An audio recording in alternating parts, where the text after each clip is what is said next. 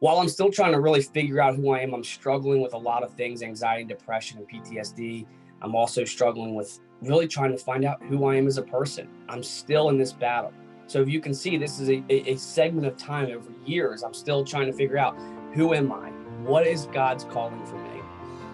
And this can be a really big hurdle for a lot of people. And, when you're not really at a place where you feel like you're supposed to be, you'll be miserable because you're constantly trying to fill voids and do things that are just placeholders for a temporary time. This is where that saying goes into full effect.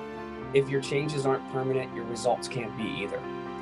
I was constantly finding something that was very temporary and plugging voids and gaps, running from churches and places where I felt like I was shunned away because I was divorced and didn't have that perfect modeled relationship, and I couldn't be in the pulpit preaching and doing the things that I really had a passion for.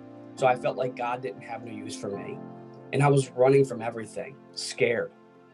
Well, I had an awakening because one day I decided that I was going to open a construction business, and I called that business Godly Installments.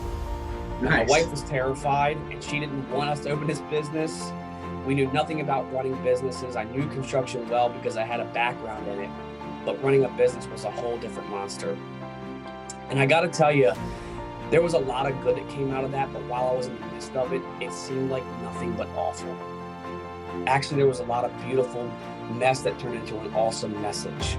And so I really hope that this resonates with you as you hear this, because we were in debt up to our ears. We had a construction business that grew way faster and way beyond our competency.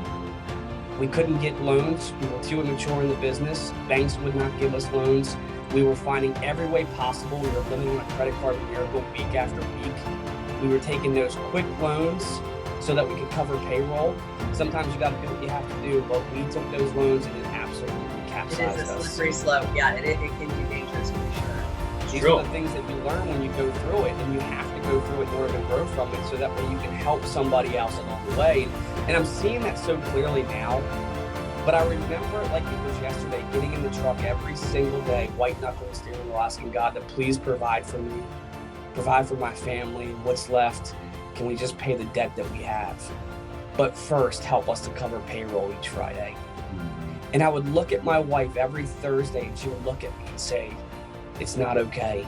It's not okay. That 20,000 turned into a 40,000, to a 60,000, to 100,000. And that was the straw that broke the camel's back. About 3.5 years of doing this, we were an accountant's nightmare. They were asking us, how are you guys still surviving? Now, I wasn't the business owner that had a Honda Odyssey, that had this nice vehicle, right? I wasn't the business owner that looked good on the outside, but broken on the inside.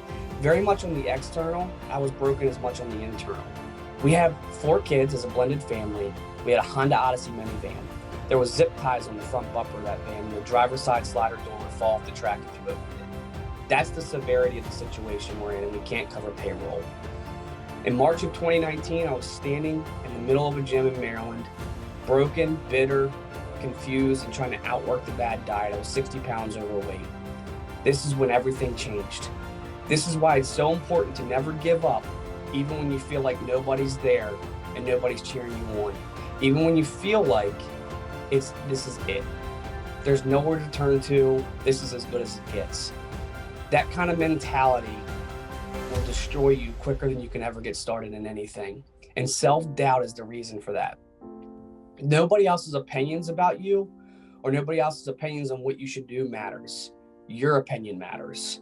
Because if you can't fuel yourself, no one else can. It starts with you.